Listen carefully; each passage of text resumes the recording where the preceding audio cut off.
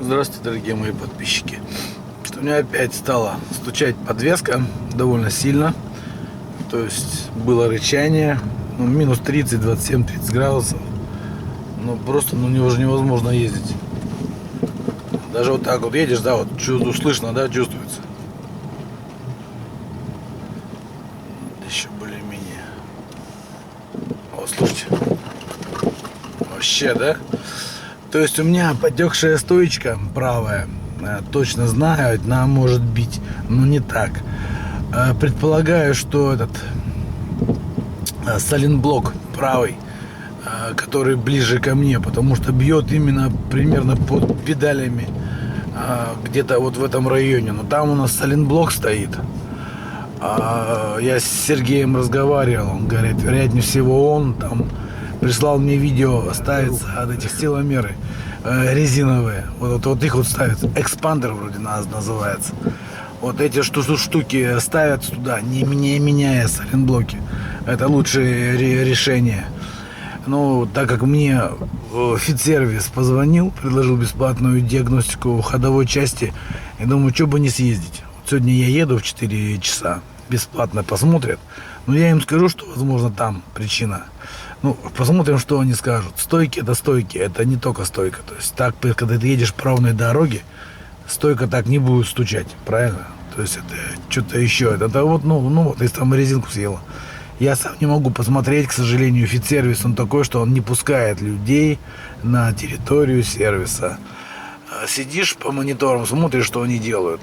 Посмотрим хотя бы, они дадут диагностическую карту, что она выявит. А диагностика будет бесплатная. У них такие акции проходят. Я уже года 4 к ним езжу по таким бесплатным акциям. Только раз вроде заплатил деньги. Опять же по акции замена тормозной жидкости. 900 рублей у меня вышла замена на Дастере. Если сама жидкость у моего мастера 1000 рублей стоит, да? Там еще 50% скидка была на акцию, на материалы, и работа была бесплатная. И за работу он 1000 берет. Они мне за 1000 все сделали. Заодно проверим. Они проверят тормозную жидкость, антифриз, плотность, полностью. Все это они проверяют сразу, все входит в комплекс. Глянем.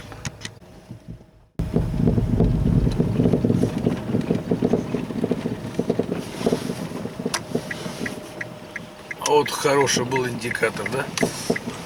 Вот она есть. Такой звук у меня уже дня 3. Где-то числа с через 100 метров на светофоре 8 января, 7-8 это началось.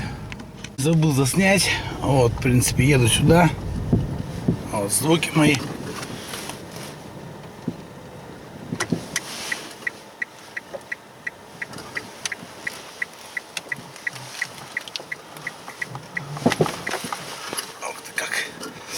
Вот Фит-сервис, Широнова 22.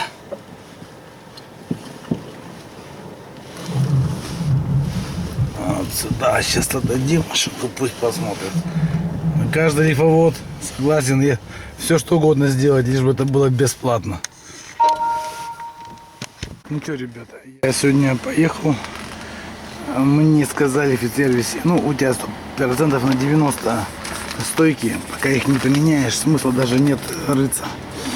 Так, смотрите, что я взял, получается. Я взял стойки, вот эти вот стоечки.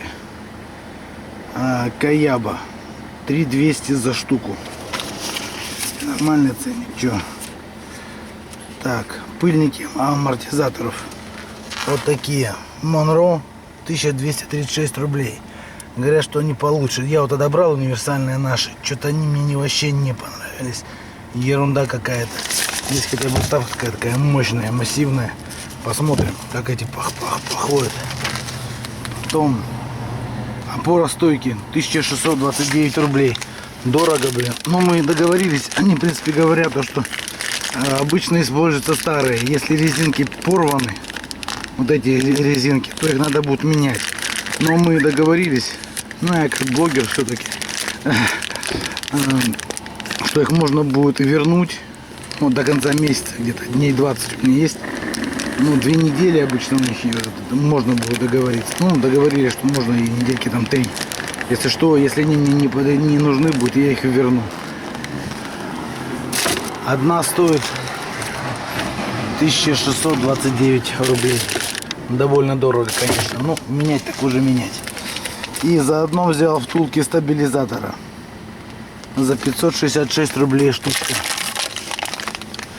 Вот такие. Полиуретан. Твердые. Даже гарантия 2 года, да? А, сказали, есть обычные, 300 рублей стоят. Но они мягкие, ходят дольше. Ой, меньше. Эти ходят дольше. Их нужно обязательно хорошо смазывать солидолом, когда ставишь. Если этого не сделать, зимой будут стучать, поскрипывать, постукивать. Обязательно надо будет смазывать. Все. Это все мне обошлось 12 тысяч рублей. Да, ребята, не дешево, но что поделаешь. Смотрите, сейчас заехал в мойку, сбил грязь, и вот этот звук пропал, стук. Зато появилось рычание. Вот сейчас еду, да, помните, какой раньше был сильный стук? Вот сейчас вот рычание такой